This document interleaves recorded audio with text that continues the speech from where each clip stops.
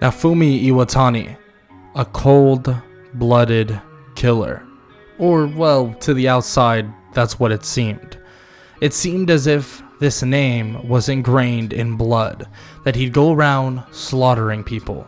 But that's what every single town wanted you to think. Naofumi had his morals and followed what he needed to do. He had a family. He was raised by these people that were very kind-hearted. Naofumi still lived with them, but they needed a way to be supported. So what did he do? He trained. He trained to be a ninja, and eventually a hired ninja as well. A ninja that would eventually be recruited into the ranks of many militaries around Japan, and eventually would become one of the best. Naofumi would kill leaders, would kill bad people, but to everyone else it seemed as if this assassin or this ninja would go around slaughtering people and would leave his shurikens in the bodies of locals. But that just wasn't the case. These people that they were watching die were secret leaders of, well, cults, of places that were so extremely bad that would traffic people, that would kill others. But to Naofumi himself, it seemed as if he was the bad person, but he never was. Naofumi was never and will never be the bad person in that scenario. To everyone else, they may look at it that way, but Naofumi may have been a hired gun, but it was a hired gun for a reason. One day though, Naofumi would feel odd, really odd.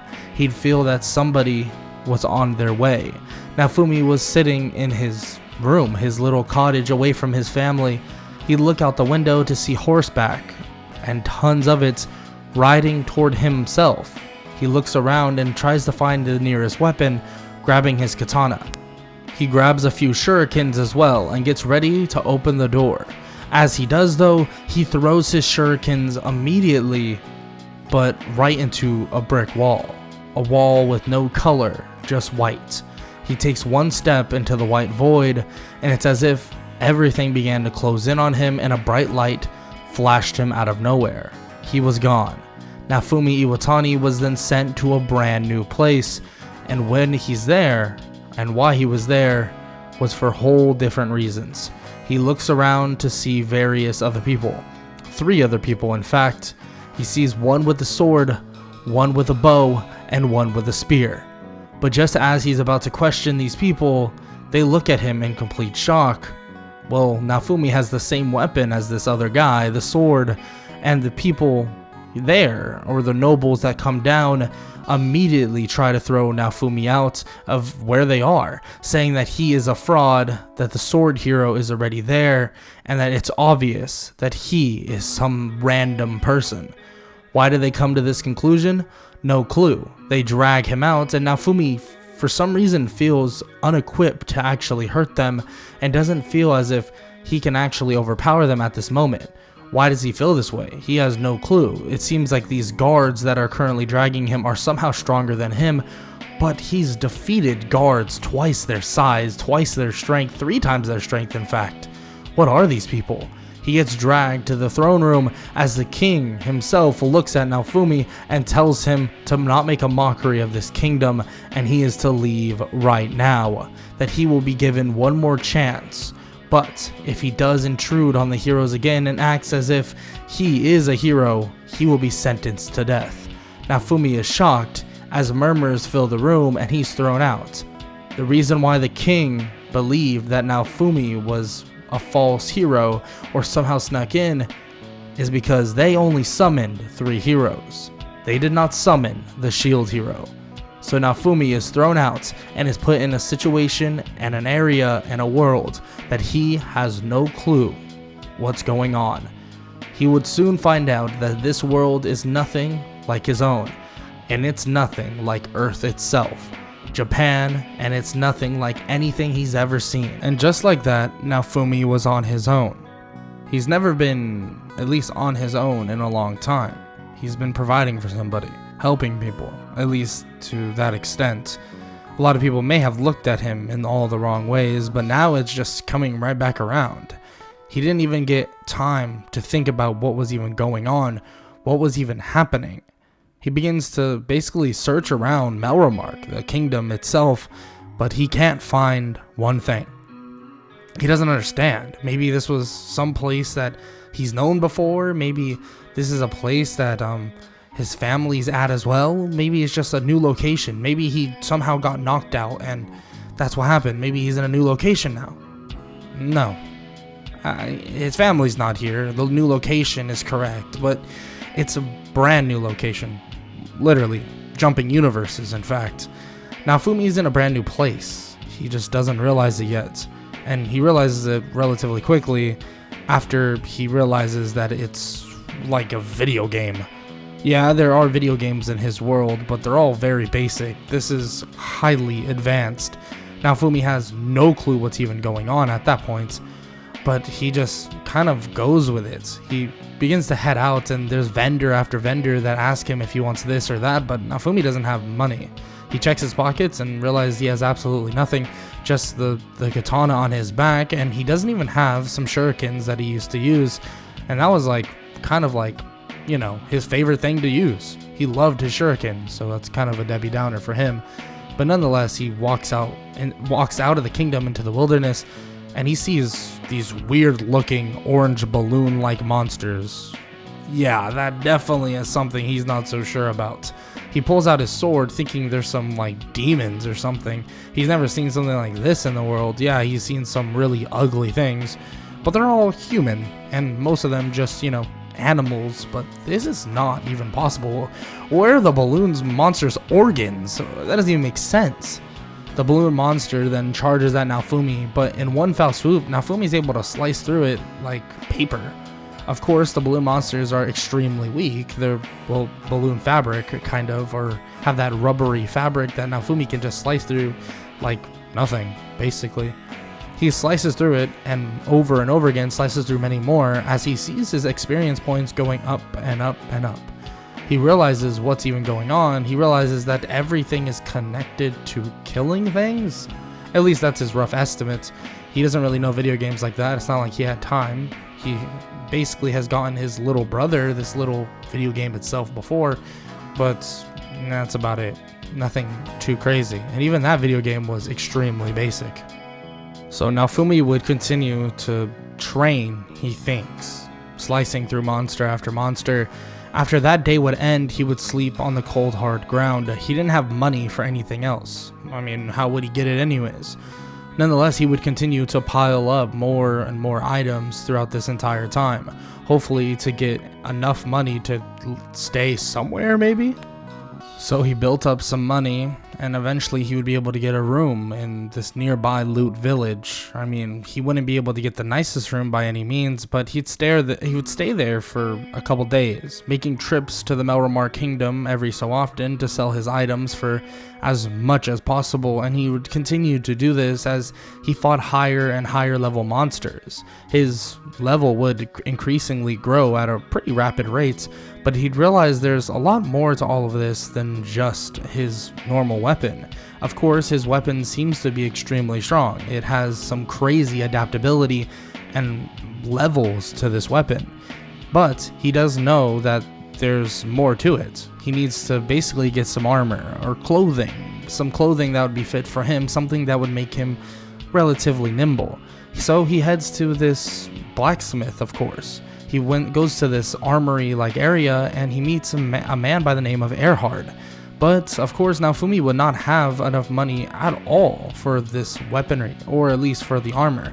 He'd see shurikens and pick them up slightly, and realize that, they were far out of his budget.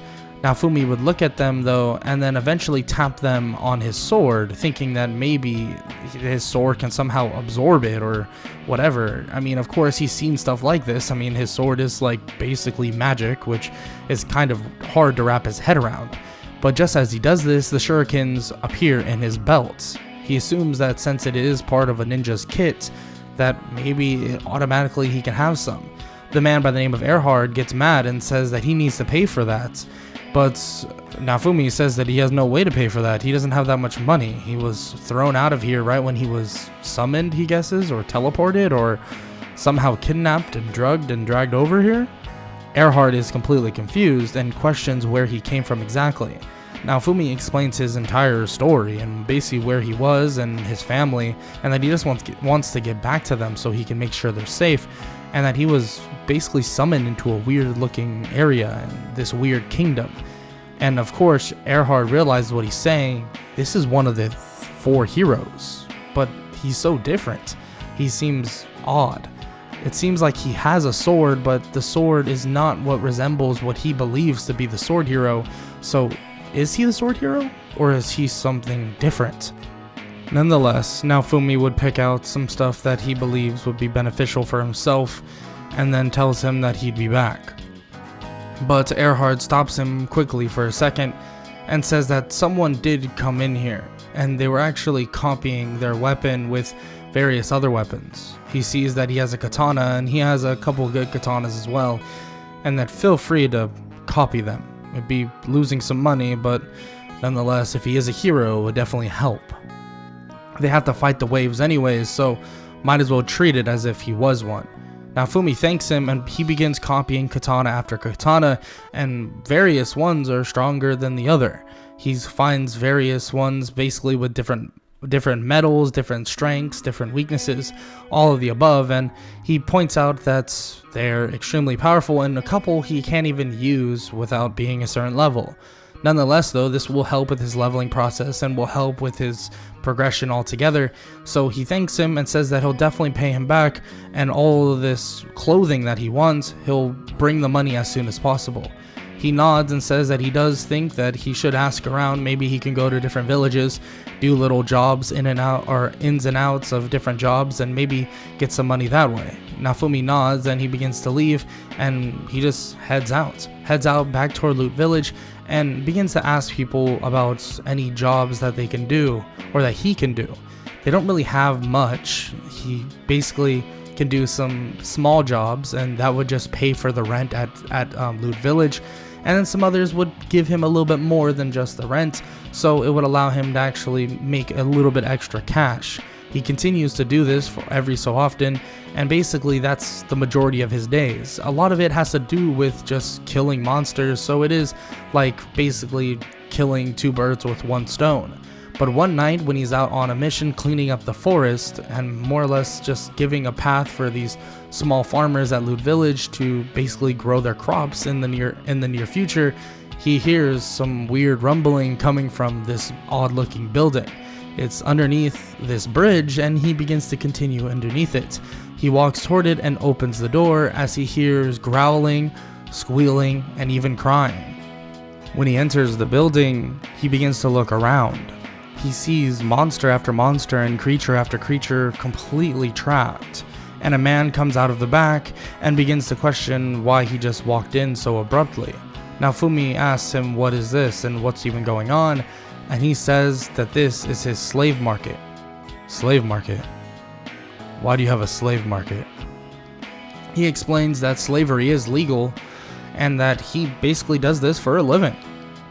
And he asks if he wants a slave himself. He can definitely use it. He's been seeing him around, and it seems like he needs some guidance, maybe some faster leveling. Of course, he can try out some of the stronger monsters, but he's not going to beat around the bush. He will probably have to pay for, a monster that isn't as strong, because frankly, Naofumi isn't that strong. Naofumi kind of shrugs at this and begins to look around. As he does, though, he sees a little raccoon girl. It seems like she's part raccoon and part human. She's just a child. Why is she captured here? While he looks at her, it reminds him of his family, of the people that he was trying to protect and is trying to protect. He looks at the man and then looks at the cage that she's in and slices it open. He opens the door and basically helps her out of it. The man says that he needs to pay as Naofumi puts a blade up to his neck. I was hired to kill people like you. Frankly, I should kill you right now, but I don't think I will. Frankly, you're not worth my blade. But if you decide to come after me, after anybody else, I will. Naofumi helps her out the door and is about to leave, but just as he's about to leave, a monster comes charging from behind him. Just out of instinct, he's able to dodge, and it's weird. When he does, a mist of himself is left in its wake, and it seems like the monster is pouncing still on the mist. Naofumi then throws a shuriken straight at the man's head, and it impales it immediately, going right through his skull and killing the slave market owner immediately. Naofumi stares at the monster as the monster continues to maul the shadow, and Naofumi walks up to it as if the monster doesn't even know about his presence. He grabs the monster by the neck and throws it at a wall. What was that? How the hell did I even do that? Naofumi walks toward the monster, and the monster seems to be calm, as if Naofumi isn't even there. His presence is long gone. Naofumi is completely shocked at what he's somehow doing. Of course, he doesn't know what he's doing, and he doesn't even know what he's doing. But he looks around and begins to think that he should set free all of the more peaceful and lower level monsters, and that they can kind of just do whatever they want. So he does just that, setting them all free and capturing the other high level monsters in nearby cages, making sure they stay just where they are. Naofumi believes that he should just warn somebody, maybe royalty, maybe something.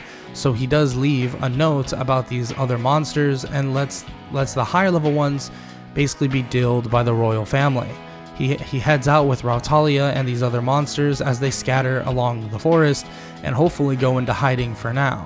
But they would all end up at Loot Village and hope that Naofumi could protect them. But they would just stay at Loot Village. Frankly, these monsters are basically small animals. They're nothing crazy. They're not going to hurt anybody. But Raphtalia, on the other hand, is practically a human. So Naofumi wants to get her some medicine or something like that to cure this cold. He spends his last little bit of money on that said medicine, helping her out and actually healing her up. And it takes a couple days, but she is recovered and ready to go after those couple days. Naofumi, though, has no intention of allowing her to help. Naofumi wants to do it on his own. He frankly sees that she basically is kind of weak. She's a little girl. She shouldn't be in the midst of the battlefield, but she tries to help anyways. She says she wants to help in any way possible. So Naofumi says that he'll add her to his party, but she'll only be helping at Loot Village, helping out basically with people that need things. But other than that, he doesn't want her fighting, and that's final.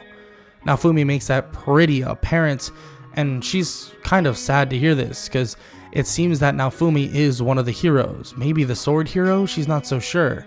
But later on, she would be revealed that he's not technically the sword hero. Naofumi would continue his journeys from village to village, trying to get any money he possibly can and just get in favor with anybody else. Melromark just completely have forgotten about him. Frankly, they don't even recognize him as much of anything. They don't have record of him being a person of the Melromark Kingdom, and they don't have any want for him to be one of the quote-unquote heroes. Naofumi, though, eventually would get news of this small cave, a cave that Loot Village knew about but didn't think he was ready for initially. But now that he's leveled up and they're about halfway until the next wave that he kind of only knows about because of the villagers there and how they assumed that it was kind of just on a per 30-day basis, he realizes that there's a mine nearby that he can actually make some good little bit of money.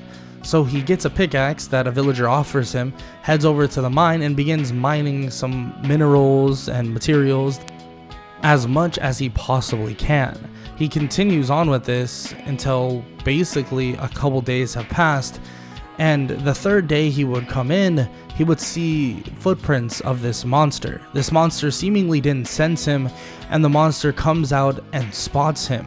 Naofumi gets jumped by the monster, and he thought no monster was even there. But again, Naofumi dodges as a mist is left behind him, and it seems like the monster continues to attack it. Naofumi walks up behind it and just instantly kills it, and it seems that he does even more damage when the monster doesn't even know he's there. He's confused. Of course, he doesn't understand all of this, but it seems like he has some sort of ability. It's when he dodges, it leaves some shadow or a replica of himself in his wake.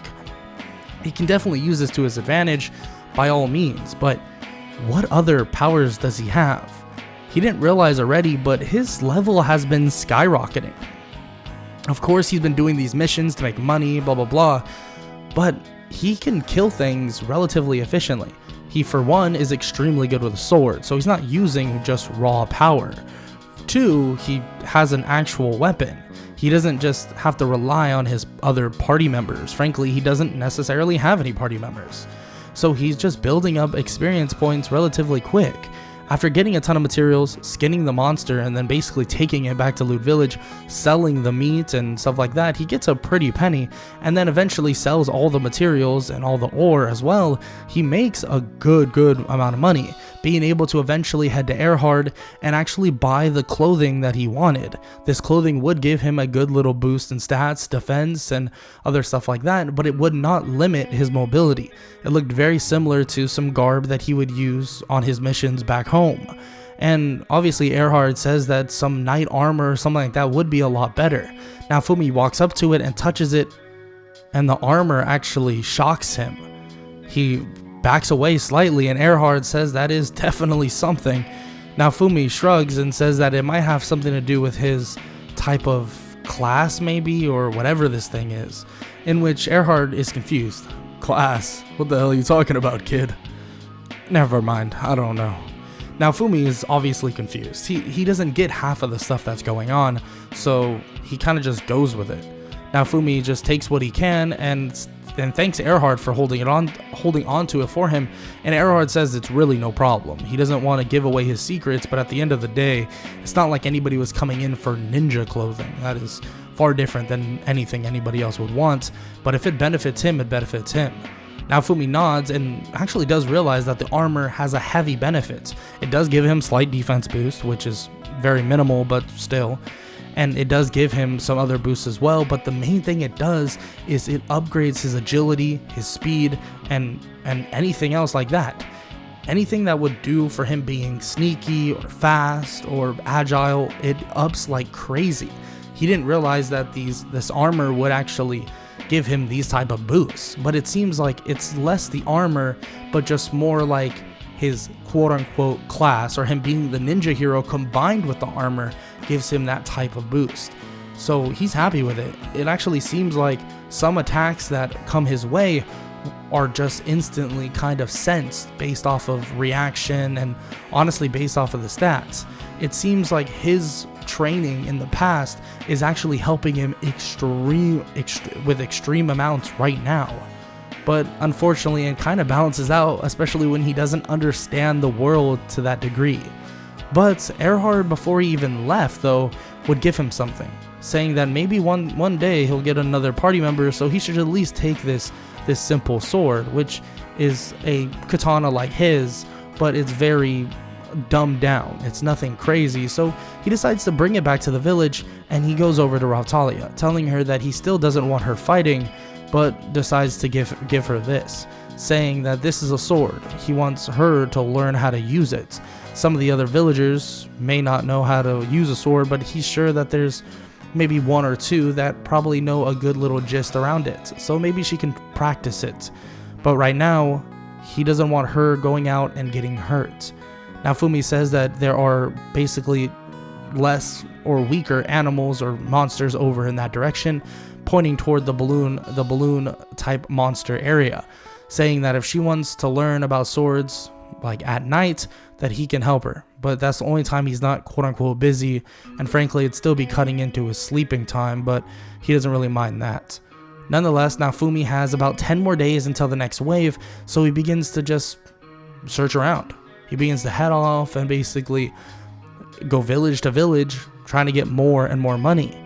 And when that is basically just run dry, Naofumi takes this last bit of days to just train, and decides that for the last half or 5 days, 6 days, he would actually just train with Raphtalia, making sure that she can get the most amount of experience she possibly can. And she gets about to level 15 to level 16, but she isn't like crazy strong. She's actually in her teen years now, which confuses the hell out of Naofumi, but Naofumi still is against the idea of her fighting. Everybody in Loot Village has been preparing though for this wave. They've known Naofumi for a long time, and that's all he brings up, saying that they need to be ready for the wave and ready for this and that. Naofumi has told that to the other villagers as well, and just as the wave is coming and approaching, Loot Village does bring up that he should check the Dragon Hourglass, that it's probably a day or so until the next wave, but checking that would be beneficial. So Naofumi does just that, heading over, and Raphtalia begs him to go with him, so he says it's fine. When he enters the Dragon Hourglass though, he's not greeted by anybody as he sees the number above the Dragon Hourglass, seeing that the time is ticking down. The other 3 heroes though then arrive, taunting Naofumi slightly and saying that he shouldn't even really be there, he's not actually a hero. Raphtalia is about to say something, but Naofumi tells her to just relax, that it's nothing, it's not a big deal. He knows what he is, and they just don't know what they are, and that's about it. Naofumi looks at them and says that as long as they're doing their job to defend everybody against the waves, it's all that matters. He looks at Ren, and Ren seems slightly not convinced. The other 2 seem extremely convinced that Naofumi is a nobody and shouldn't be in this world, but Ren for some reason sees it differently. Why? Why would Ren feel that way? He's not even sure. Naofumi actually reminds him of someone, reminds him of maybe an ancestor, maybe someone that he's heard in his past. Ren actually comes from a line of quote-unquote fighters, but it's more like military. But the garb that Naofumi is wearing, and the katana he's wearing as well, seems very similar to something he's seen in photos and things like that. Of course, that wouldn't bring him to basically saying that Naofumi is a cardinal hero, or by all means doing any of that, because that would put his line in jeopardy. Of course, he's the sword hero. Now, they don't know what Naofumi is. He's wielding a sword. What are they going to call him? The ninja hero? That's outlandish. There's no such thing, right? They don't know. Obviously, they're kind of clueless, but nonetheless, Naofumi would see this and nod toward the 3 of them, telling them all 3 good luck, and that they should protect as many people as possible. Naofumi leaves with Raphtalia and tells her that they need to leave after this wave as soon as possible, that this country seemingly slowly but surely feels odd, corrupted, and he doesn't know if he can stop it, not at a quick enough rate. Raphtalia questions why he would feel that way, but he explains the entirety of his beginning, basically of how he got here and what happened. She's kind of shocked to hear this, but Naofumi says it's completely fine, but it seems like Ren is questioning it. The other 2 are not. They're frankly will eventually be clueless to the point where maybe they can, whoever's royalty can kind of wrap them around their fingers and do whatever they want. Nonetheless, Naofumi gets prepared with the extra bit of money he's gotten from any missions and any mining adventures that he's done, and basically gets some healing stuff and other things like that, and gets ready for the fight. The first wave will be upon them in 24 hours, and as 24 hours has been eclipsed, it now begins. The sky begins to change, the colors begin to turn into this purple, dark purple, and the skies begin to just make these weird wormholes. He immediately gets a prompt saying that he can go to the main boss, but Naofumi tells the prompt no, that he's gonna stay at Loot Village and protect as much as possible. Just as the giant monsters arrive, there's skeletons, giant hornets, and various things alike, and he begins to slice through them like butter. Every single attack, it seems like he chains them up and he's going faster and faster.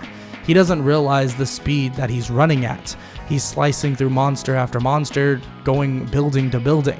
The other people there have either evacuated, or the people that want to fight are in a defensive position, allowing Naofumi to take the brunt of the attack, but then striking when Naofumi has their attention, shadow stepping all around, leaving different basic clones of himself in a way, but just these dark shadows that basically just occupy a distraction. Naofumi begins to slice more and more, but as he slices through the 10th monster, it seems like it just blows up into this smoke. Naofumi realizes that he is kind of the shadows. He lurks through the shadows, and it allows him to slice through monster after monster without being really detected. But every monster seems to do or get more damage dealt to them when he sneaks up behind them. So he does just that, sneaking up behind monster after monster, throwing shurikens from behind, and just using the walls and different curves around the area to his advantage, throwing shurikens off of them and doing massive damage to the back or to the backs of the monsters. Naofumi realizes that this is extremely beneficial right now, but there has to be more for him to do. He's not so sure, but maybe he'll find out sooner rather than later. Luckily, he's able to kill the monsters faster than they can actually show up, and frankly, the village is pretty safe. Raphtalia is as well, and she was able to get some training out of this too, getting to about level 20. Naofumi, on the other hand, since he's been training kind of on his own, and been just grinding levels on his own as well, he's nearing about level 45 to maybe even closer to 50. He has an extremely good use of his sword. He just knows how to use it. Same thing with his shurikens, far better than most people. His martial arts skills are on another level as well, so frankly, it's kind of easy to kill brainless monsters, at least at the moment. Naofumi continues until the wave is finally over, and there would be no invitation for him for a job well done. Of course, the Melremark doesn't even want anything to do with him. But right after all this is said and done, Naofumi tells Raphtalia that they're going to get things settled and they're going to be heading off immediately. Naofumi isn't sure how they're going to do it. Frankly, they have no travel way to travel, anything like that. So he decides that maybe he should go check out the slave market. Maybe the royalty or the people of the royal family haven't really looked into it when he left that note, and when he heads back, he realizes, well, look at that, no one has. Of course, there's literally and absolutely nothing they've done. So they begin to walk around, and he walks toward the same monster that was basically sicked on him when he threatened the slave market owner, and that's this werewolf or wolf-like man or wolf-like creature. He walks up to him, and the wolf-like creature doesn't even bark, doesn't get mad, doesn't flinch. Naofumi kneels down and looks at the monster in his eyes, and it seems like the monster immediately knows who his master is. Naofumi lets the monster out as it acts like a normal dog. It seems like Naofumi's level has given him a presence of more or less trustworthiness, but also just the fact that, I guess, the werewolf or the wolf-like monster knows that Naofumi has all intentions to let all of these slaves free, in which Naofumi does just that, allowing them to go to Loot Village and various other villages as well, as basically a safe haven. And Naofumi makes sure all of them are in line, so he takes responsibility for all of them, saying that they are all technically part of his party, but they will stay here on various village after village. So the slave market is kind of cleaned out, and, well, relatively quickly. He's kind of shaking his head at the fact that he literally told these people that there are slaves, monsters, and stuff like that in this place, and they still left them there. Their choice of action was to leave them there to hopefully starve to death. But Naofumi knew they weren't going to starve to death. That just goes against all of what's been going on. If they're slaves and they've been basically fed absolutely nothing, they'll live a long time. Will they suffer? 100%. They would be suffering, but they'd suffer for months before they die. That's just how it would be. If a little girl like Raphtalia could live as long as she did in slavery, then you think feral animals would be able to do it? Of course. Naofumi knows this, and it's just science at the end of the day. But luckily now, and hopefully, they can have a slightly better life not being inside of captivity. Naofumi, on the other hand, looks at the wolf-like monster and asks if there's any way that he can actually, help them with a bit of travel. He actually nods toward Naofumi as if he understands him, and he grows in size, being almost the size or about half a size of a freaking house. It seems like this wolf-like monster has his perks as well, and they're able to get a wagon or some sort of thing to carry stuff and attach it to the monster. But before they leave, someone and a lot of people approach. Motoyasu, Mine, and a bunch of guards approach Naofumi and the village of Loot, or Loot Village, and they say that this is now, in the royal decree, will now be Motoyasu's land. But Naofumi walks over, seeing all of how they're going to tax them and everything they're doing, And Naofumi disagrees completely, saying that this is outrageous, outlandish, that this is ridiculous. And he says he won't allow that. Mine reminds him that he is no hero, but if he wants a fight is what he can get. And if he wants one that badly, Sir Motoyasu will definitely oblige. A shadow then appears, and Naofumi senses this shadow from basically a long time ago, and he actually looks before she even shows up. And the shadow is slightly impressed at the display that Naofumi just showed, but just ignores it for now, giving Mine this letter, it seems. She gives this letter, and Mine gets mad, saying that this will be for the village, that if Motoyasu beats him, that he has to leave forever and leave Melromark, but if he wins, then they'll leave him alone. Of course, Naofumi just shrugs at this and says that he'll take the duel. He doesn't really care. So Naofumi does just that. A duel is set up, and they actually go to this arena, and he tells his wolf-like man or wolf monster creature thing or werewolf creature that he hasn't named, and he'll definitely have to name. He tells him to stay, and he heads over by himself. It's now Motoyasu versus Naofumi in that same arena.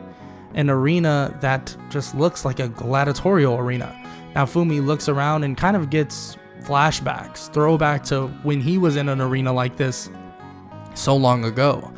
He's fought in basically underground arenas before, but this is something different. This just feels like that they're being treated as basically dogs, being thrown into arena to fight. He finds disgust in it and wants to make do of all of this as quick as possible. Just as the fight starts though, Motoyasu begins to go on the offensive, and Naofumi quickly understands. He's not trained. Not by any means. The strikes are not to the most powerful degree. Everything he does is too linear, and frankly, everything he sees is so slow in a way. He sees every attack. Everything is already thought out before it even happens. And it's as if he's just some kid. He's just some guy that used to play video games and thinks he can fight. Wait. He realizes the other three heroes, they're seriously just kids. Naofumi realizes this and is in complete shock and even asks Motoyasu this. Wait, are you seriously not trained at all? Are you like some college student or something? Motoyasu tells him not to be stupid, but of course he is. You gotta be kidding me. You're some college student. Naofumi immediately disarms him, kicking the weapon over to the side. You see how quick that was? Anybody with part of your strength will be able to do that to you. Wow, I can't believe I'm dueling somebody that isn't even trained. My master would be definitely disappointed in me. Look, I have no intention of killing you, and frankly I don't want to knock you out. If you want to yield now, you should. If you pick up that weapon again though, I'm either going to kill you or I'll knock you out. There is no in between. Naofumi makes this abundantly clear. Of course, he's shown his upper hand, and Mine sees this, but nonetheless Motoyasu and his ego picks up his weapon again and charges at Naofumi. Naofumi though then gets blasted in his back by a magic spell as Motoyasu plunges his spear into his chest. Or at least that's what they thought. There's an image of Naofumi of that just happening, but Naofumi is behind Motoyasu, hitting him extremely hard with the hilt of his sword or katana and knocks him out. He looks at Mine and sheathes his sword. You know, you really shouldn't get involved with, a duel. It's kind of disrespectful. And you'll be next if you're not careful.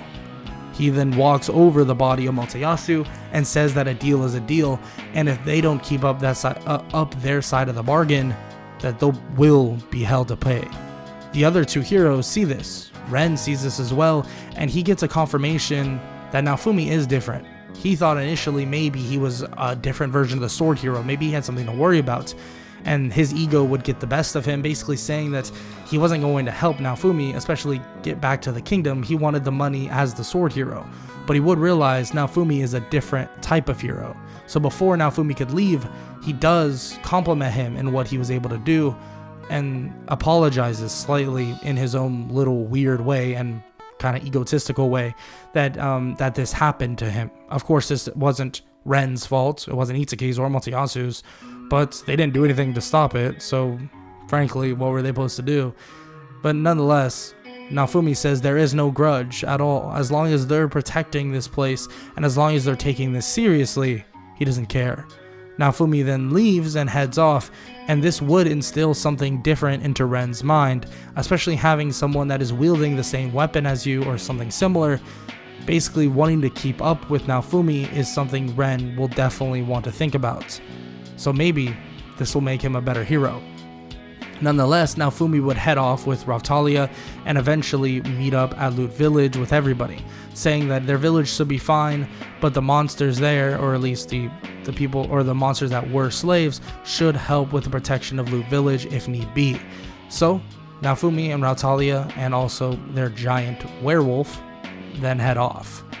During this journey though, Naofumi would come across some random people. He would come across a young man that is traveling to see his grandmother and wants to get there as quick as possible. Naofumi looks at what his werewolf and actually remembers. He needs to name him. He looks at the man and asks if he has any good names. The man is terrified. What the hell is this giant wolf doing here? Naofumi shrugs and then looks at his wolf again. You know what's a good name? Lobo. I think Lobo would be a good name. What do you think? The wolf, or the giant werewolf-like creature, of course, howls and thinks that's a great name. So he throws the man on the werewolf and he jumps on as well and tells Raphtalia to be safe. They'll only be a couple minutes. They jump off and run at insane speeds to the location the man needs to get to, and they're able to get the medicine to the grandmother. Of course, the medicine isn't as strong as, well, it would have been in canon, because Naofumi doesn't have the abilities that, well, the other Naofumi would. But eventually the grandmother would recover, and it wouldn't take too long. It seems like the grandmother is actually strong herself. It seems that she has her special kind of key that she uses. So the rapid recovery rate would still be implied, but it would just be over the course of a couple hours. Of course, she would thank Naofumi, and the man would offer to give him something, maybe fruits, but Naofumi says that as long as he can get a couple fruits for Lobo over here, that he doesn't really care. Throwing some fruits to Lobo, having him eat them, and then they just head off once again. The lady, or obviously the old woman, is kind of shocked that there would be someone that kind. There hasn't been someone that kind in a long time. So he arrives back toward where Raphtalia is, and they leave once again, eventually coming across another person. Actually, this time a wealthy trader, a trader that asks to be taken somewhere, and since Naofumi is already heading in that direction, he doesn't really mind. He's letting the trader within the cart, and they begin to head off. As he heads off, they actually are stopped by a ton of bandits. But as Naofumi stands up, the bandits see who he is. They all apologize and they don't want any trouble. He's kind of confused, but it seems like there's been word getting spread around by this ninja, the ninja that wears this red scarf and this dark red aligned black clothing. This ninja should be feared. This ninja has been slaying monster after monster, and the strongest monsters all through the land, from village to village. Naofumi hasn't been that far, but I guess word gets around when you go to maybe 3 to 4 villages that are kind of nearby Melromark. And when word spreads from village to village and then off to the villages he hasn't even been, of course, there's gonna be some people that are against it, with it, or terrified of it. Naofumi sees that these people are scared because, frankly, they do bad things. Naofumi approaches them and says that if they stop this now, that he won't hurt them. That they all should be supporting each other, especially in a time like this. There are waves that are coming. People will die, but if they all band together, they should be able to help each other, no? And they're all in agreement by this. And Naofumi would tell them where the location of a new village is, and says that if they want real training, that he wants to start training all of these people. Raphtalia questions if this is a good idea. Frankly, it's going to be a lot of time out of his pocket, but Naofumi says that it's fine.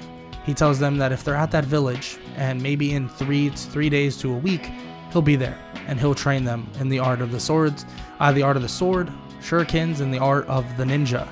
And they're psyched by this. Even the person that has gotten a class upgrade or something like that, or some weird promotion prestige thing that Naofumi has no idea what's going on about, He's excited too, and he's supposed to be the strongest of the bunch, but frankly, he doesn't seem too strong overall. Nonetheless, they head off, and Naofumi brings the trader back toward, well, where he wants to go. The trader is shocked that he was able to basically convince these people so quickly. And Naofumi is as well, and realizes something. That Naofumi has skills based around that as well. It's an odd convincing skill. And it's basically like if someone has a good omen or even a bad omen around you, that you will be able to convince them either through fear or just through kindness. Naofumi didn't realize he even had this, but hey, he'll take it. Naofumi thinks that this is a large benefit, and the trader thinks as well, saying that he'll be great in various other situations too. He should definitely consider working for him and basically making some money. Naofumi is down with this, of course. He needs to make some money. So he says he'll take whatever mission he has, and eventually that mission would come. It would come to a nearby village that he hasn't even gone to yet, but supposedly there's this odd plant being sprouted and spread around, so he's gonna basically bring this herbicide to this place. Naofumi, Raphtalia, and Lobo would head over to this place and see that there are plants everywhere. They're just completely scattered about, and monsters are just attacking these villagers. So Naofumi wants to talk to them first off the rip, and he does just that. He speaks with them and speaks with the leader that is there, and he hears everything that's going on, and he is baffled by it, hearing that the spear hero was the reason why this all happened, and he thinks that the herbicide might not be enough, but he picks it up and he thinks, well, maybe if I can absorb it in my sword, is that a thing? So he decides to do just that, and it actually unlocks a new katana. It seems like it unlocks something known as the earth katana, but it's more like a plant katana. Using the herbicide, it has given his katana, or a certain specific katana, the effect of, well, herbicide itself, or a poison for monstrous plants that are negative. So he walks over and heads over toward the plant area, and he stabs his sword into the ground. He sees the poison, or like this weird misty like poison, branch off into the plants, but it doesn't kill the plants necessarily. Actually, it does the opposite. It just reverts their genetics. It seems like during this though, that type of sword, the earth sword, is actually getting powered up, going from just some herbicide sword to actually a sword that uses, well, the earth, the soil, everything you can think of. There's now different branches of basically leveling in this sword. Pathways continue to open up and more continue to develop. He's completely shocked at how much development this sword is already getting. There must be some elemental factor to this that he didn't really know about. He's still impressed, and he sees all the plants go back to normal, and it seems like, well, their food problem is over, and their monster problem is over too. He did a lot more than he thought he actually could. He heads back up and explains what happened. All of the people are super happy, calling him some sort of messiah, that he's the ninja messiah of Melremark. But Naofumi doesn't really like that name, saying that they can just call him Naofumi, that it's just fine. Naofumi then tells them that to be safe and to make sure nothing else happens, and that he'll be around to check on them every so often in the near future. Nonetheless, they're going to have to go on their next missions after they get a little bit of money that they already had. Naofumi heads off to this hot springs that is basically just an easy delivery, and frankly, he doesn't really do much more there. They take the day off and just kind of rest and relax and recover. Naofumi himself knows how important that is, especially as a warrior or basically as a martial artist. After that recovery day, Naofumi heads off, and he actually doesn't get a mission. And he doesn't get any special mission requests, so he decides that he'll just head up to a nearby village that he knows is around. When he arrives, actually the people are very happy. There's no plague, there's nothing going on, there's nothing bad happening at all. When he arrives, he actually questions what's going on, and they explain that the sword hero killed the dragon above, and it's been peaceful ever since. Naofumi is happy to hear this, and is actually just flat out glad that he's not following in line with the spear hero's arrogance and basically him being an idiot. Luckily, Ren isn't that dull-headed. And Naofumi decides that if there's nothing else for him to do, and there's really no other missions for him to basically go on, he might as well head up to the nearby country.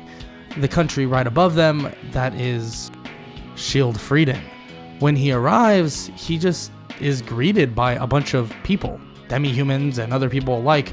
They're extremely nice, and when they see Raphtalia, they're super excited to see someone actually traveling with the Ninja Messiah. There's no way that that name and title really got this far. That just sounds horrible. Ninja Messiah, like what is that? Naofumi just shakes his head and just says that they could just call him Naofumi. Like, Naofumi is completely fine, that's his actual name, and they don't need to call him the Ninja Messiah. And Naofumi kind of laughs about it for a little bit, but then asks about anything going on. That supposedly he was a summoned hero, but Melromark refuses to believe that, and he wants to know if basically it's for the best if he leaves, or what's going on in quote-unquote other countries, because obviously they exist. And he explains, or the noble there of Shield Frieden explains that they've been kind of fending off on their own. Siltveld has, Fallbray has, everyone else has. Every single other country has been on their own. All the heroes aren't supposed to get sent to one place. Once Naofumi hears this, he's kind of shocked. Okay, but what about the Shield hero? I've heard little things. I've heard them say that they didn't even want to summon the Shield hero, and that's why they didn't show up, so it shouldn't have been me. Naofumi explains this, and Shield Frieden is shocked to hear this as well. The Shield hero isn't at Melromark? They immediately spring into action thinking maybe they can summon him, but then they quickly realize and hear through the grapevine that the Shield hero is actually in Siltveld. Who is this Shield hero? He's not so sure. Nonetheless, he speaks with the people of Shield Frieden, and he actually finds the best place to actually train over in Shield Frieden. Both Lobo and Raphtalia, more Lobo at this time, they're both extremely strong, but they're actually going to need class upgrades. The people of Shield Frieden inform Naofumi of this. Naofumi had no idea this even existed. Frankly, he's been given very, very little information, so he decides that he's actually going to train nearby Shield Frieden for the rest of this time, since he has an extra bit of time to go. Of course, the next wave is in about, you could say, a couple weeks, but Naofumi is debating with the fact that should he go back to Melromark for the wave or stay at Shield Frieden. He hasn't quite decided yet, and he'll definitely make that decision relatively soon. He wants to go back and check on Loot Village, and then he probably would head back to Shield Frieden if he so chose, and he might just leave Lobo in Loot Village to make sure that everything is safe just in case. Lobo is fine with the idea. Lobo actually does like the people of Loot Village. They give him food that he really enjoys, at least for that short time they were there. So Naofumi thinks that this would be the best idea.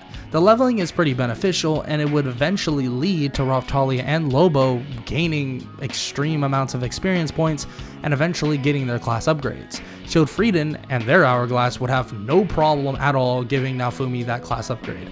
Why would they? They don't have any ill will, and he's protecting them and everybody else, and he's been such a great person, so they have no reason not to give him that.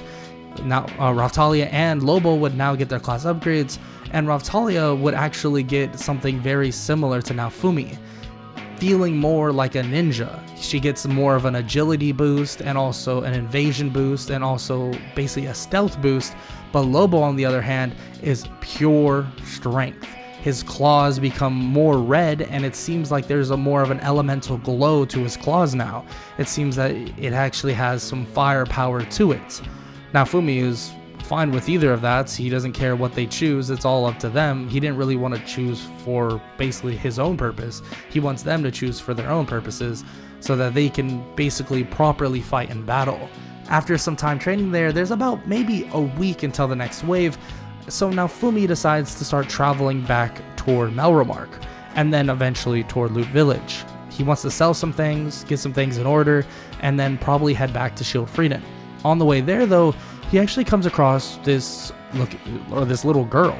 This little girl is approached by Lobo, and she's not even afraid, petting Lobo, and Lobo is acting like a regular dog. I know it's kind of like a werewolf type situation, but he's only really a werewolf because he can kind of stand on two legs, but that's about it. Naofumi sees that the little girl is lost and asks if she wants to basically be guided home, in which is actually to the kingdom of Melromark, so he doesn't really mind doing that. Raphtalia is kind of confused though. This girl does kind of look like royalty, and she actually might be. And Melty would eventually admit that, but just not at this moment.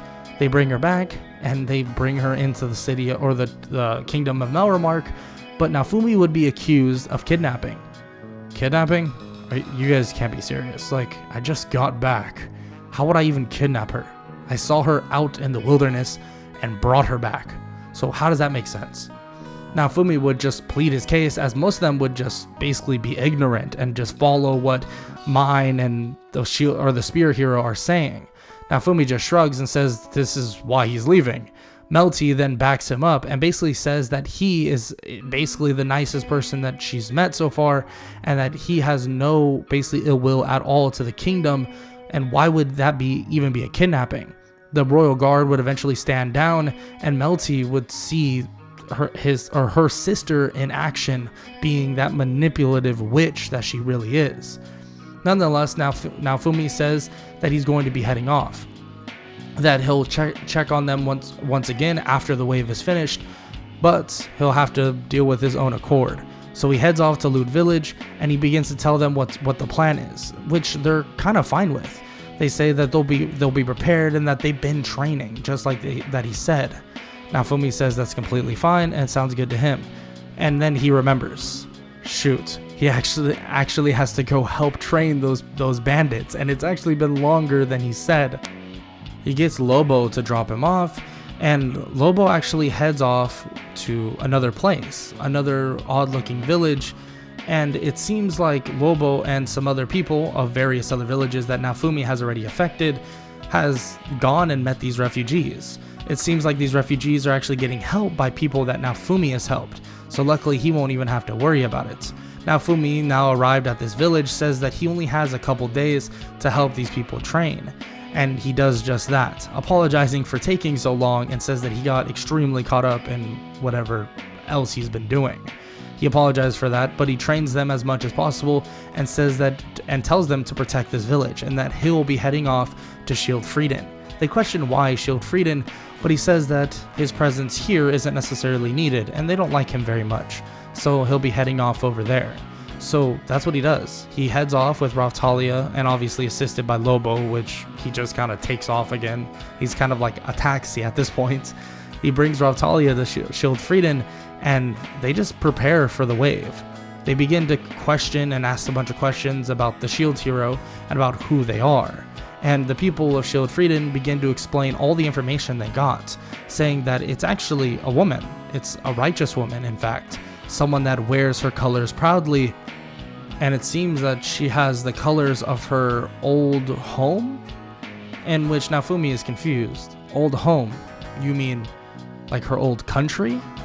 In which they don't really know what to say about that. They don't really understand where she comes from, but they do say her colors. They say she sports red, white, and blue, but it's a weird pattern. It's this weird red cross pattern with some other lines they don't really know. Frankly, they don't really get that flag or the fancy flag that she kind of has. They don't have any flags like that here. Naofumi is trying to think. Obviously, their description is absolutely terrible, but he tries to think about where she's from. Where would she even come from? What world? Because obviously he knows that there has to be another world that they come from. He doesn't think too much about it, but maybe he'll meet this so-called shield hero relatively soon. Nonetheless, he has something to worry about, and that is the wave that is approaching. He'll have to defeat this wave with him and Raphtalia and the support of Shield Frieden, and then hopefully Melromark doesn't fall in the process. But he might have a little bit of a rude awakening in store for him. Who is this shield hero? Who is this person that is sporting red, white, and blue? On top of that, how will this wave even go? Will he be okay? Will the other heroes be fine as well? Naofumi thinks so, but obviously things can come crashing down in a matter of seconds when you don't understand what is truly at stake. But all of that will be brought up on another episode and on the next part of What If Naofumi was the legendary ninja hero. The next wave is upon Naofumi and his party. He currently is only with Raphtalia, but they are also in Shield Frieden. They're getting ready for the wave, and it's about to approach. With the sky beginning to turn, and the purple with portals beginning to open, well, the next wave is finally upon them. Naofumi is not sure how this will eventually go. The first wave he went through, he didn't even fight the main boss, but he does seem prepared to a pretty major extent. Naofumi and Raphtalia would head immediately straight toward the main boss via the teleportation in their little, well, obviously their HUD menu. They head over, and when they arrive, they see this odd looking ship. It seems like there's a Flying Dutchman actually there on the ship. They are able to basically counteract this Flying Dutchman, but unfortunately that is not even the boss. Raphtalia reveals this using her light magic, and something else appears from the shadows. It's this ghost looking dragon. A dragon that is literally seemingly made up of this weird plasma. The dragon begins to roar and swoop down toward Naofumi and Raphtalia.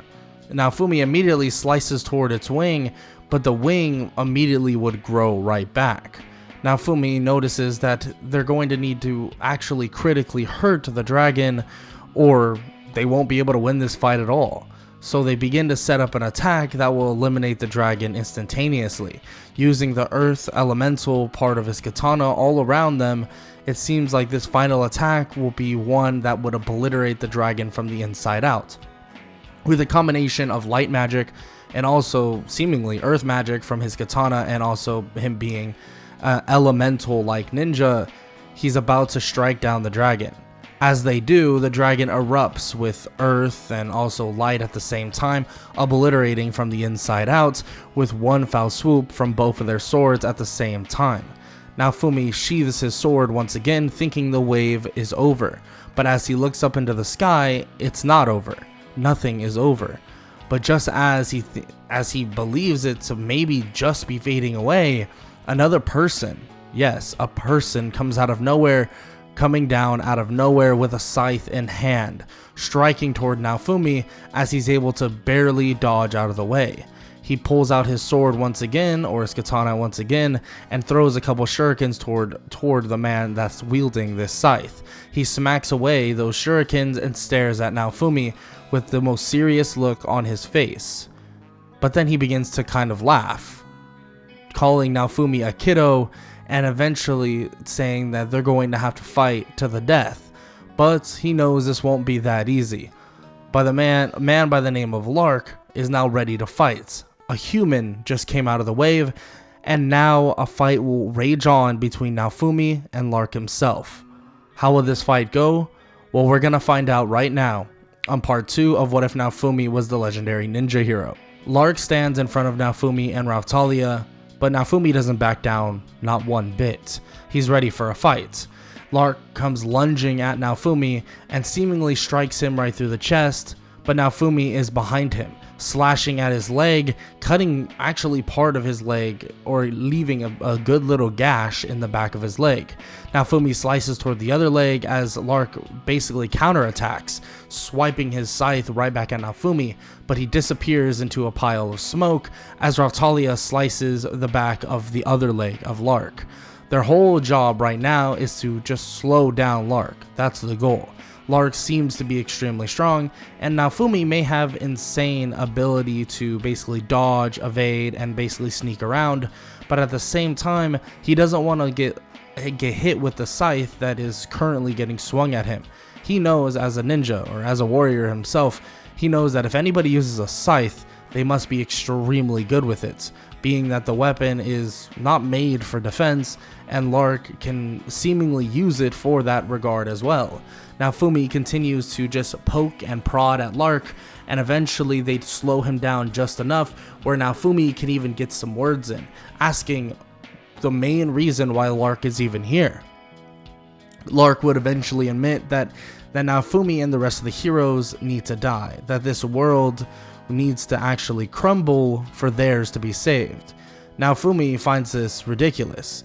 Why would you go to a brand new world to kill them for the sake of your own? You should figure out another way. But Lark argues, saying that there is no other way, and that they would find that out if there possibly was one. But Naofumi refuses to die, at least not right here and now, and they continue to fight over and over. The fight is relatively even. Even without slowing down Lark, the fight would have been pretty close, especially with the help of Raphtalia and her being a lot stronger than normal. But Naofumi wanted to make sure he took his precautions. Nonetheless, though, this fight would continue going on, but just as Naofumi believes that it's coming to an end, these beams come barreling his way. Red, white, various other beams begin to get sent right at Naofumi without him knowing. Luckily, Raphtalia can call this out, Naofumi blocking with his katana as the beams hit his katana and absorb within it.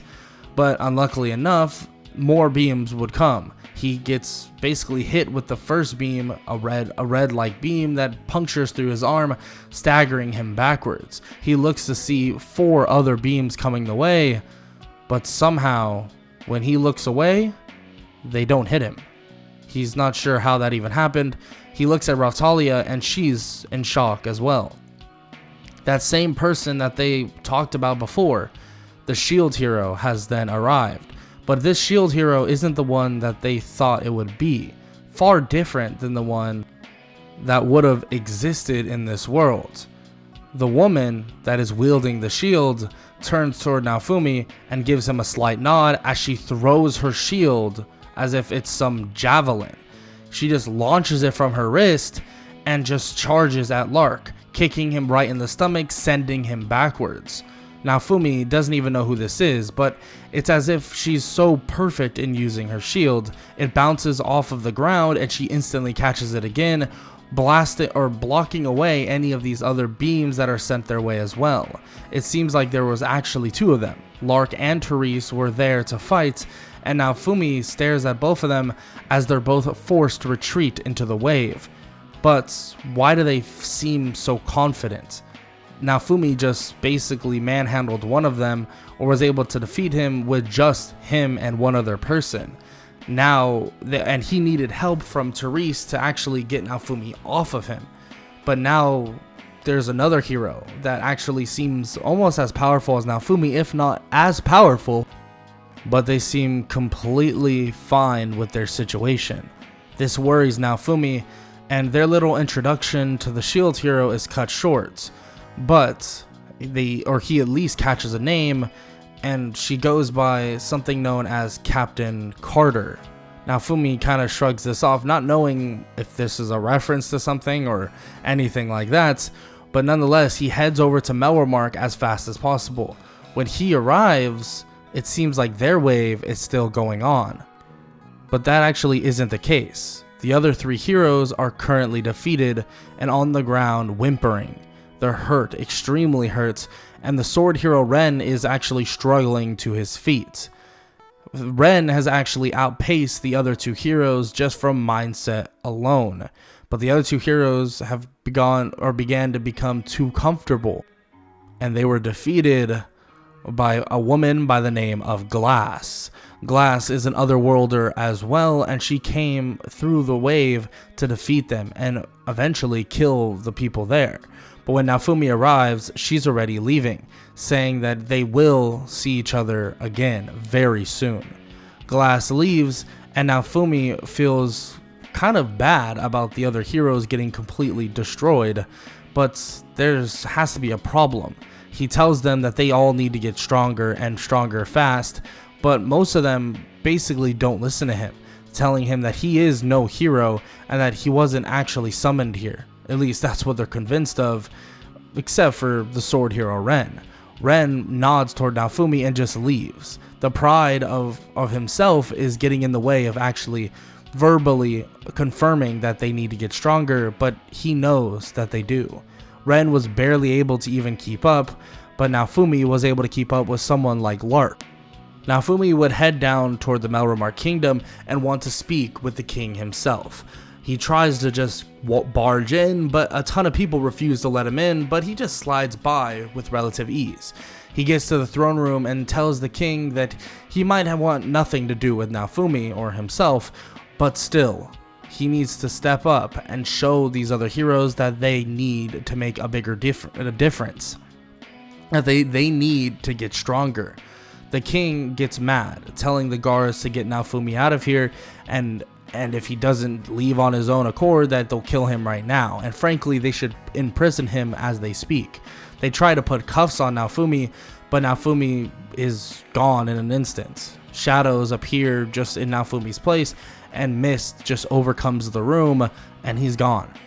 Naofumi wanted that lesson to be heard immediately, but as he's leaving, a shadow catches up with him, and he draws his sword and has the blade at her neck.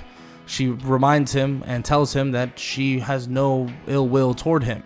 He apologizes and sent someone that came out of nowhere, and it was all on instinct. She says it's fine as she hands a small emblem over to him. It's confirmation that the Church of the Three Heroes have something to do with all of this. Naofumi doesn't know much about it, but hearing it from one of the shadows confirms all of the suspicions that everybody else may or may not have been having. Naofumi takes the hint and decides that he should go speak with the Queen of Melremark. He hears that obviously she is nowhere to be really seen at the moment, but that's more because she's trying to regulate most affairs. So he's going to head out over there and see what he can do. Meeting up with Raphtalia and Lobo, they're going to head over as they speak. But just as he leaves, it seems like the youngest daughter of the queen and the king, by the name of Melty, approaches them with a bunch of guards. And she says that she wants everybody to reconcile, get everybody on the right page, and maybe they can figure this thing out together. And Naofumi says that he was trying to do that. They've already been extremely hostile to him, so he can't really do much about it. He's going to take whatever steps are needed for basically helping out, but that's going to have to be speaking with her mother, or the queen. Melty scratches her head and tries to basically figure out any other way to go about these things, basically trying to find a way for all of them to work together. But just as she's thinking about this, a blade is about to get sent through her back. Naofumi sees this and basically parries the blade, stabbing the man through his chest, and Lobo proceeds to maul the rest of them. Naofumi grabs her and basically takes off with Lobo and also Raphtalia, telling her that if these guards are already under some sort of basically payroll or anything to kill her, they need to get her to the queen as soon as possible or just get her into safety. So they begin taking off, maybe to a nearby village or somewhere safe, and eventually he comes up with an idea. The village with a bunch of those bandits that he was training, it seems like they've been pretty helpful. So when he arrives over there, he asks for them to actually keep Melty safe, keep it under wraps, give her new clothes and all that stuff, and make sure they don't even notice if they come barging in. And hopefully this will work, especially when Naofumi is going to head over to the queen herself. Naofumi then tells them to be on good behavior, because maybe one day they'll be strong enough, or maybe one day he'll train them so they can be strong enough to be on his party full time. They're all happy to hear this, but they're actually happy about their little village life now. They've given themselves kind of a purpose. Naofumi has given them kind of a purpose. Nonetheless, Naofumi can't really talk much more as he heads off to the queen. Eventually, he would be able to actually get to the queen, but everyone kind of stares at him as he's riding on a giant werewolf-like creature. Nonetheless, he arrives and the queen gives him as much information as possible, apologizing for everything that's occurred, but Naofumi just stops her, saying that being an outcast is something he's kind of used to. It's just part of the job. Nonetheless, though, he needs to know where this church is and needs to know where he can actually exploit weaknesses and hopefully stop them immediately. And obviously the queen would give him as much information as possible, and they take off as quick as possible, arriving to the church. But luckily they catch them just as they're preparing. Naofumi tells Lobo and Raphtalia that they need to eliminate as many people as possible and as quick as possible. The main threat is the Pope, but they are all under his control, so they need to do what needs to be done to make sure that whatever they're going to do isn't going to happen. Naofumi and all of them jump into action, and they begin to cut through the army that the Pope has basically built up. But the Pope realizes this, and using the rest of his quote-unquote army or his people, he begins to power up the weapon, and the basically the weapon that is this secret weapon that was supposed to be banished for decades. A weapon that's built up of the other 4 original cardinal weapons. He immediately tries to basically smite Naofumi, sending a giant blast toward him, but luckily he's able to dodge out of the way, and they're actually able to move. They close the distance toward the Pope and realize how he's getting his source of energy. Obviously, they don't want to kill all of these people. That's kind of like mass genocide, but nonetheless, they're going to have to do something. So they begin to try and knock out some of them or imprison them in various elemental like prisons. And then Lobo comes up with a great idea, roaring at the top of his lungs, giving this basically scare factor to all of these people that are there, and they begin to drop like flies, passing out over and over and over again. The Pope is losing energy as they speak, and Naofumi closes the distance with his sword, clashing with the 4 cardinal weapon. But Naofumi's weapon is not within the Pope's grasp. Naofumi's weapon is far different than anything. He begins to just make smoke everywhere around the Pope, and he traps him in this illusion of some sorts. Surrounding him in the entirety of smoke, it seems like the Pope has now lost every edge he had, or at least had in the past. Naofumi begins to circle him, and little indents of him begin to show up. The Pope attacks each one, but it seems like every single one he tries to attack is not actually there. Naofumi continues to do this, overwhelming the Pope eventually to the point that he begins to lose his mind, freaking out, not knowing where that next attack would come. Shurikens then get thrown from every single direction, hitting the Pope in the leg, in the arm, in the back, everywhere you can think of, making him bleed slowly but surely. Hurting extremely bad, the Pope doesn't know where to look, getting slight healing from the rest of his people that are left, but frankly not many are still standing.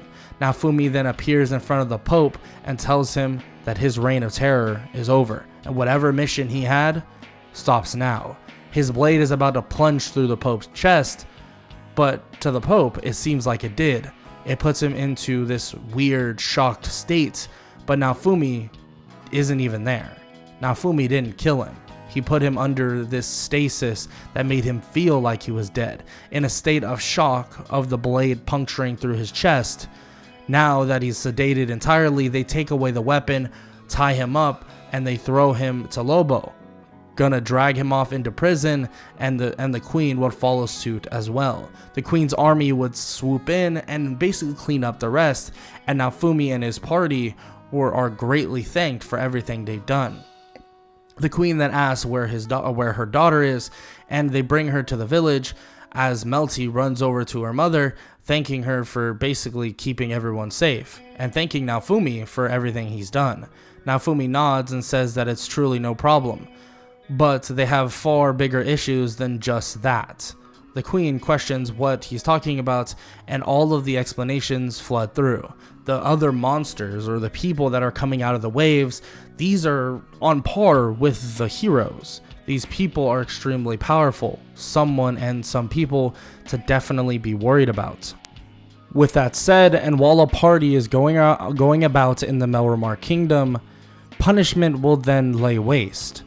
Obviously, the Queen knows of what the king and also her oldest daughter has done, but she also needs to speak with the heroes before anything else, telling them, for one, about the archipelago event, but also asking them to share their ways of growing in strength.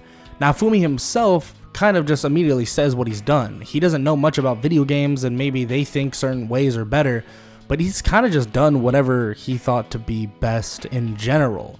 Getting better weapons, but also leveling up certain skills and this and that.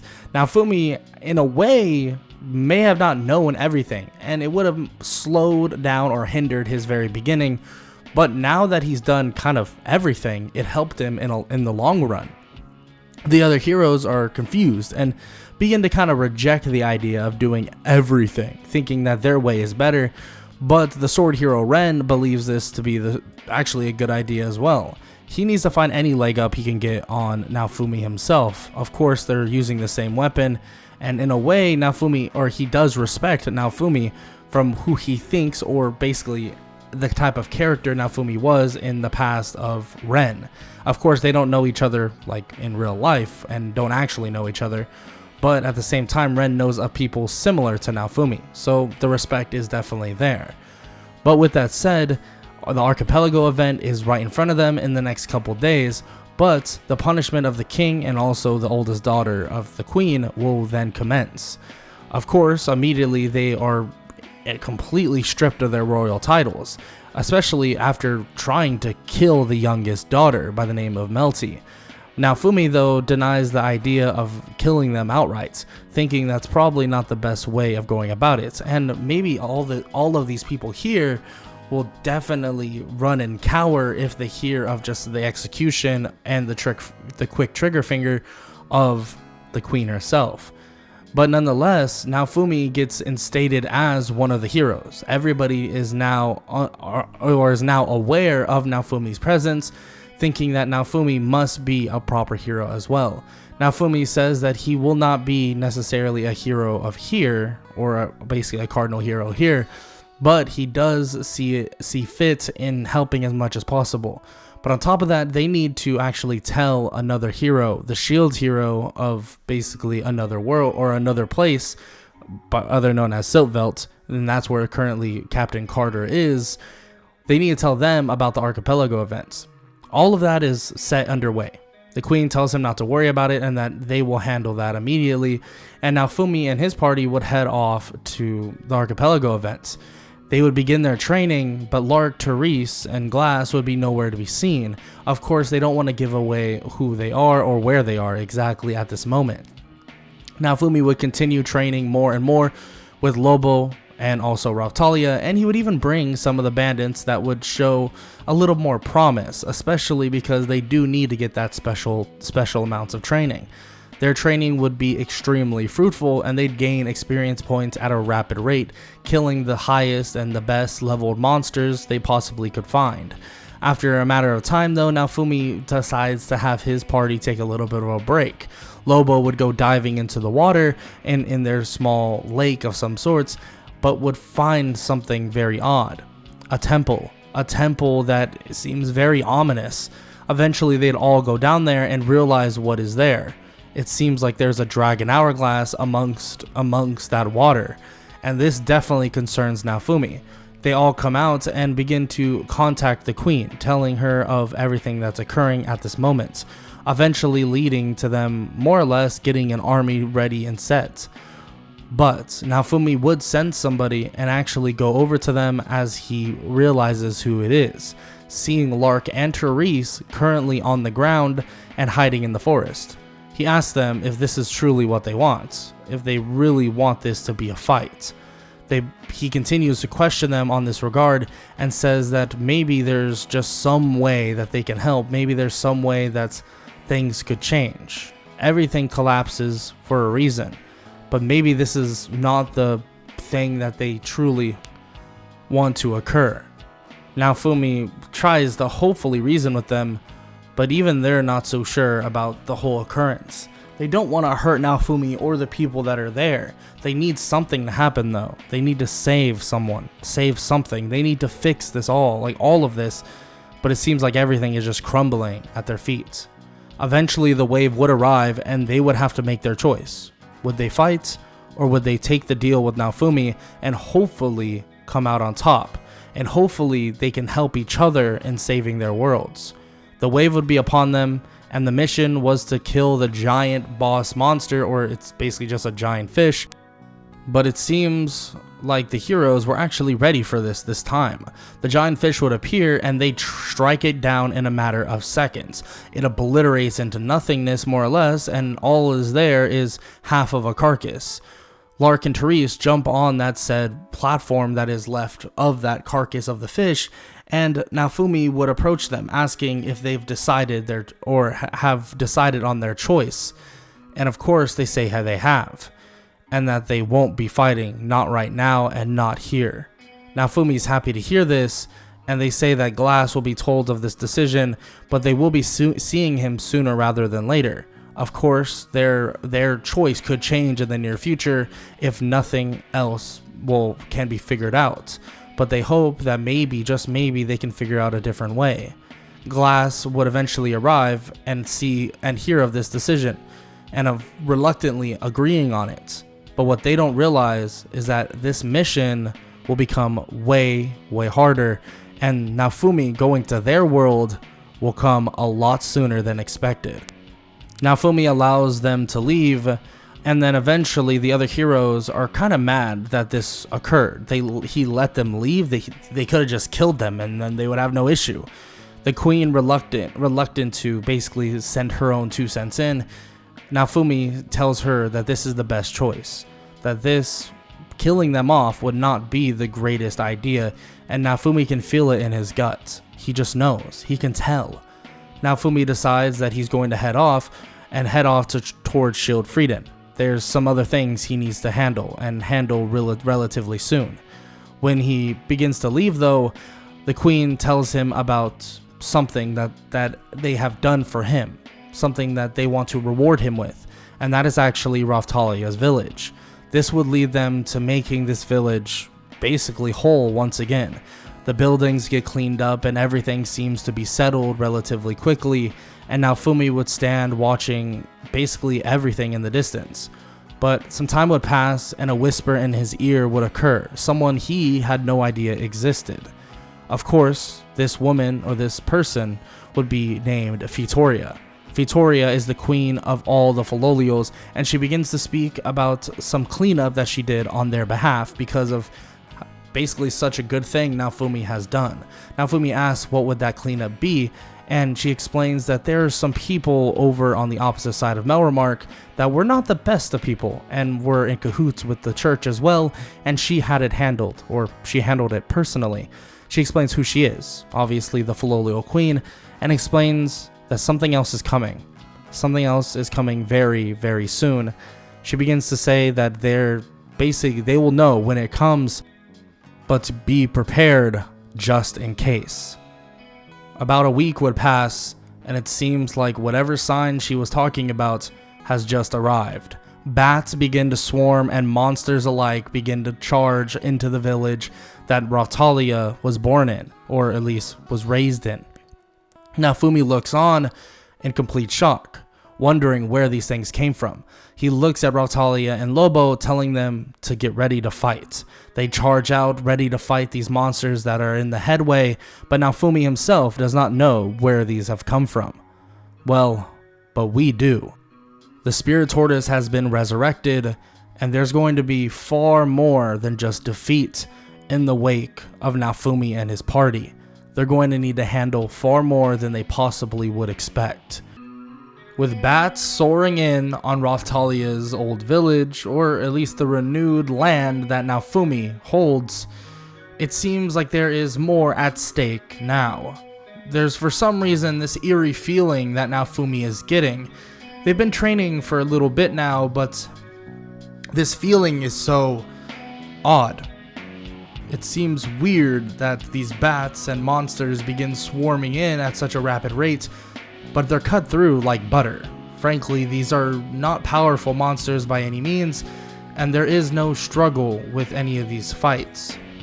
Naofumi and his party eliminate the mass majority, if not all of them, and they are confused, because when they're absorbed into the weapon of Naofumi, they're deemed as bat familiars. He's not so sure what this is supposed to mean, but quickly he is summoned to the queen. But not just him, the other 3 heroes as well. The other 3 heroes are there, and they're talking about what has just occurred, and the queen reveals that the spirit tortoise has been awakened and has begun a rampage once again. That through several territories, they've been completely annihilated, and they're asking for assistance. The heroes are kind of hesitant about this, most actually declining, and Naofumi being the only one to accept. But obviously Naofumi knows that these other heroes will definitely step in and try, because that's just what they are. But at the end of the day, they might try, to do it their own way. During this process, They begin to hear Motoyasu listening to mine groveling, asking about if she can please join the party once again and get her royal status back. Of course, that is blown off relatively quickly, but Naofumi would be surprised by someone else. Some girl by the name of Risha seems to be in complete disarray because, well, it seems that the bow hero refuses to let her back into the party. Naofumi reluctantly agrees to allow her into his party, but tells her that he won't let her just slack off and do nothing, that this party is built of strong training and basically learning as quick as possible. But luckily someone in his village will definitely be able to help out, and also help out everybody else that is there as well. At the end of all of this, and after talking about it entirely, a plan would eventually need to be put into force so that they can take down the spirit tortoise. So they're able to train a good little bit, and they wait until the spirit tortoise begins to walk again. And once it begins to walk again, it seems like all of their plans need to be thrown into action. Naofumi and his party begin to head over toward the location of where the spirit tortoise is, and eventually meet up with the other generals and royalty itself. But quickly it's heard that the other 3 heroes are dead. It seems like supposedly they went in and they actually died. But it seems that Ren himself was able to put up some sort of a fight, but unfortunately was defeated as well. With all 3 of the heroes supposedly dead, it's now looking very bleak. But a whisper would begin in Naofumi's ear, and it's actually someone he's heard a little while ago. Not knowing too much about her, but knowing that her name is Victoria, the queen of all of the Philolials, and frankly nature itself. Victoria begins to say that the other heroes are not dead, to not worry, to focus on the task at hand. During this travel though, more familiars would appear, monsters all about, and would begin to attack Naofumi and everybody else. But luckily Naofumi is able to cut through every last bit of them using his shadow stepping, and it seems like there's copies of Naofumi everywhere. Their levels have gone off the charts. Lobo and Raphtalia have grown insanely, but obviously Risha would be left in the back. Not to obviously be bothered, or also because she's very not strong at the moment. But Naofumi is able to cut through a ton of these monsters, but after it is all said and done, it seems like someone else has just arrived. A woman, a young woman, seems to have just appeared and asks Naofumi to kill her? They're completely baffled at what's going on, and Naofumi puts his sword away looking at the woman, thinking that maybe she is also a familiar of the spirit tortoise. The woman does explain that she is a familiar. Her name is Ost, and basically begins to explain that she wants to help with destroying the spirit tortoise, trying to give as much information as possible. Eventually the generals and everybody begins to argue about basically who goes where and what happens. And Naofumi begins to explain that he will take the lead on this one, beginning to explain a plan that would involve everybody working to their own strengths and basically handling the spirit tortoise together, and that this assault would need to be perfect. So Ost, or obviously the spirit tortoise familiar, the woman, and also Eclair, who was also in the village of that Raphtalia used to live in, or the new village that Naofumi has taken over, begins to head out with Naofumi and his party. The goal is to basically get this hero, which is Naofumi, to get close to the spirit tortoise. And they begin to set up perfectly. And just as the spirit tortoise reawakens, the armies begin to prepare their assault.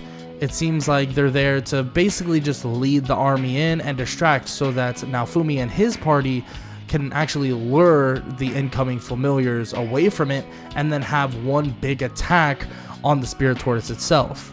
And eventually this exactly would happen, and that sacrifice would obviously become the spirit tortoise kingdom commander would sacrifice himself to activate a ton of explosives, trapping the tortoise in a giant canyon, thinking that maybe this would kill it.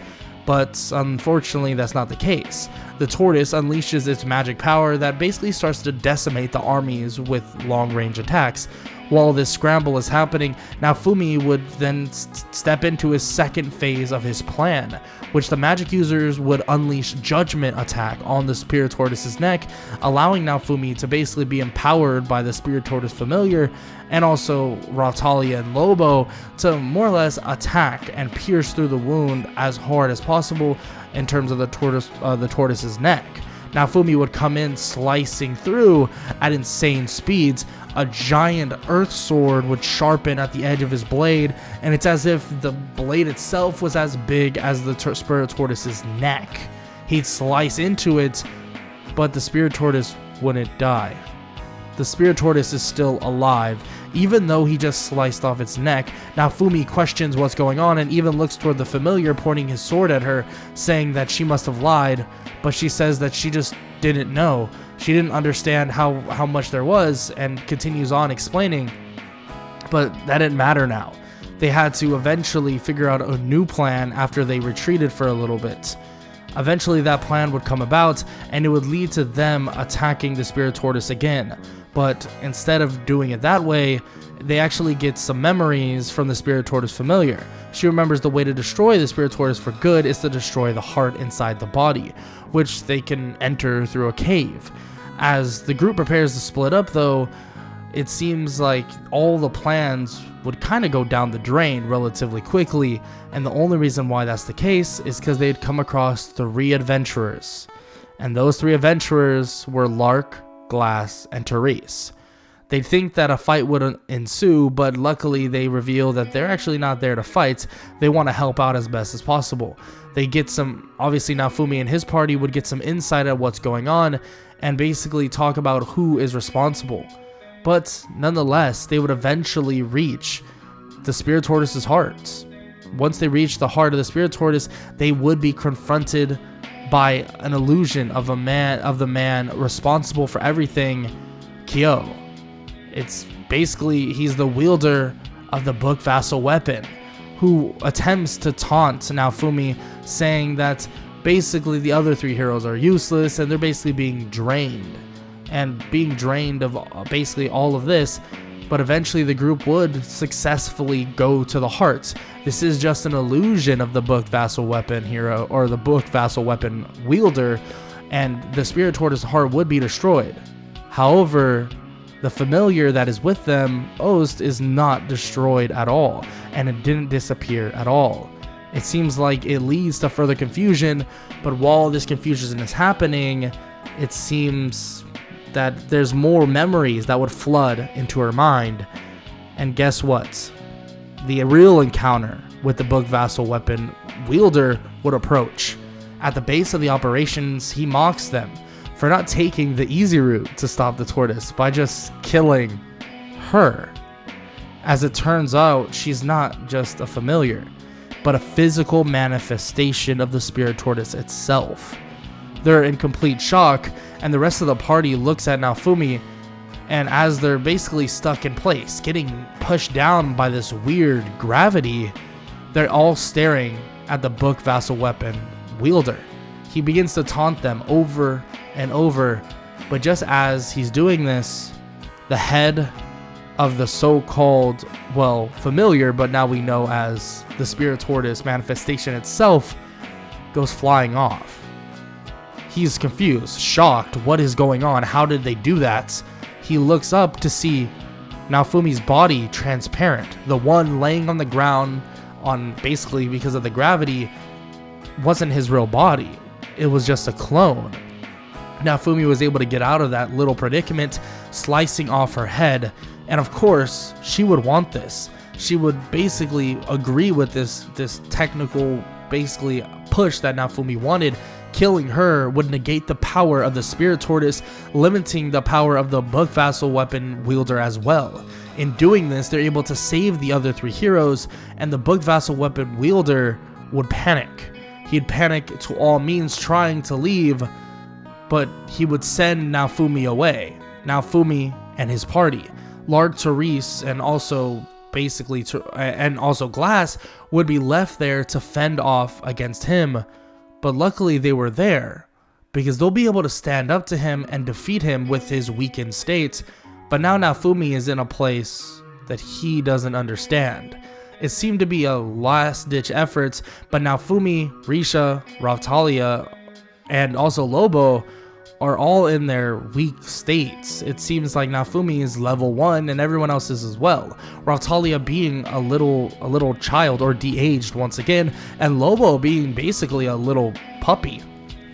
He's not so sure what's even going on, but he realizes that they must be in a completely different universe of some sorts. They'd eventually find themselves onto an eerie island with no way out, with Naofumi unable to basically figure out anything else. At least they're all together though, so they can figure out a way out of here. The three would fight some low-level monsters to gain XP, but eventually would come across a way stronger monster. That way stronger monster would put Naofumi on the back foot. Naofumi telling them to back up now that he doesn't know if he'll be able to even defeat him. It seems like he's not doing much damage. Naofumi has increased his level to about level 3, but frankly this guy is level like 35. It's not even close, and it's not even fair. But luckily, out of nowhere, this other girl by the name of Kazuna would slice the monster's head clean off, defeating it instantaneously, introducing herself as one of the 4 cardinal heroes of her world, the legendary hunting hero.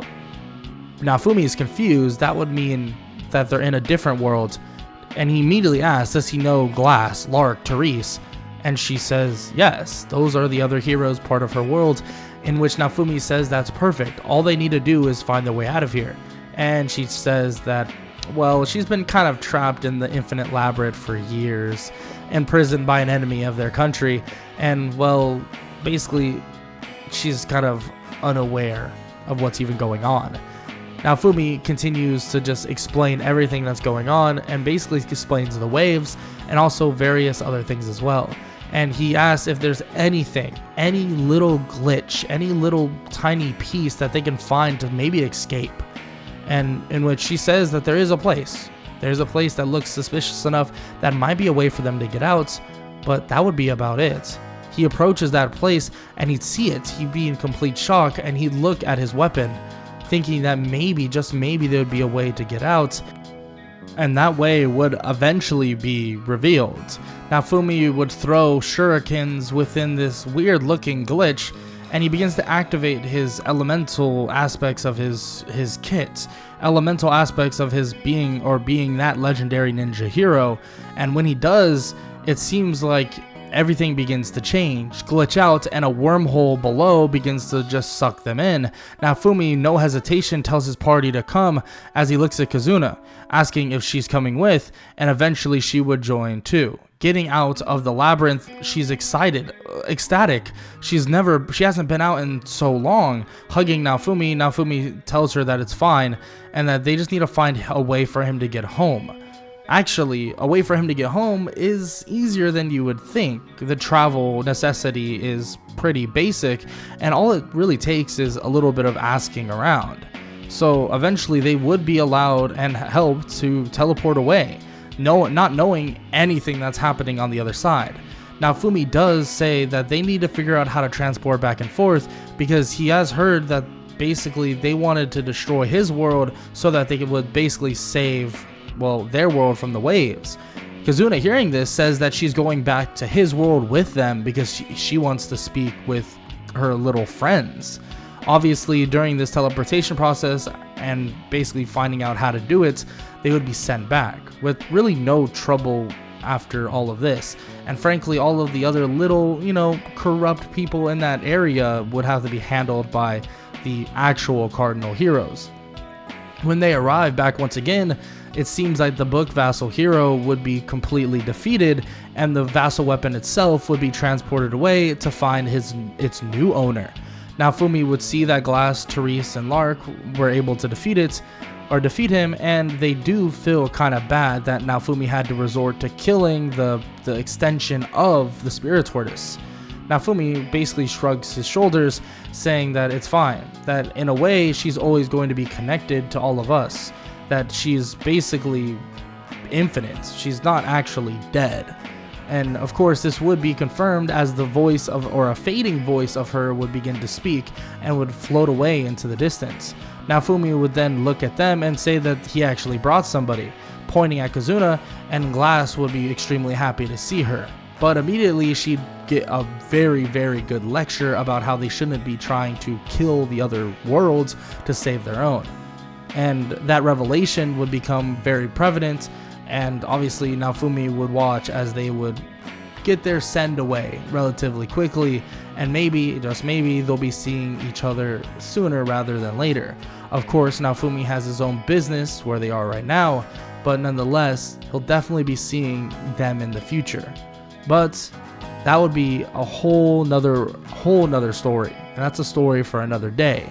I don't wanna waste what's left.